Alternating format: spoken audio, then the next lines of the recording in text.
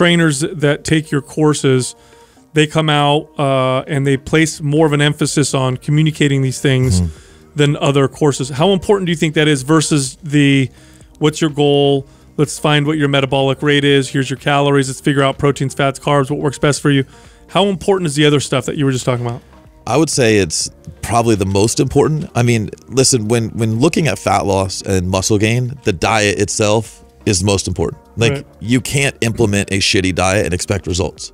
You also can't have a perfect diet and not implement it and expect results, right? And unfortunately, what I saw, like when I came to the space, was there's a lot of people not getting results, but there was a lot of really intelligent people in the world, like a lot of really good, like, you know, they knew biology, they knew metabolism, they knew physiology, they knew strength training, yet their clients still weren't getting results. And so, like what you referenced, like the coaches that go through our stuff, I teach what I call a connection-based model. And I came in and I was like, man, like it has nothing to do with the fact that your macros are wrong.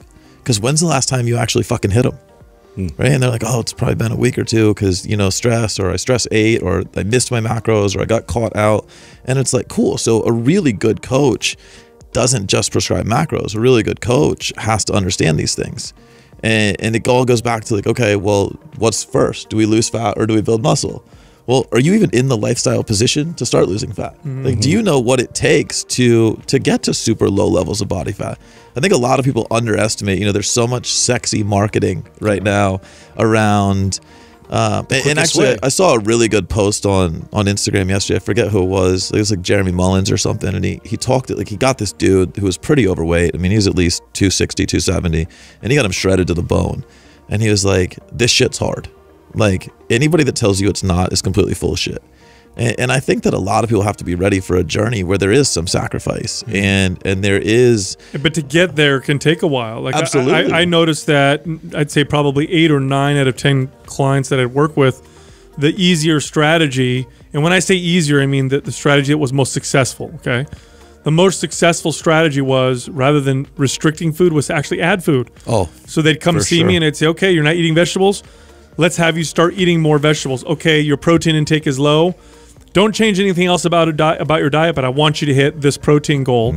And then through that, they would naturally change the other parts of their diet as well. Well, by proxy, right? Like, what are you doing? You're increasing satiety, and now all of a sudden they want less of the shit. And so, you know, it makes sense. And that all goes back to, you're a good coach, right? Like, we could all sit here and like we're all of the same level of intelligence, and like we all see the industry at like the same way, and we all understand how to build the right diet and like the proper diet, and we could all come to that same conclusion.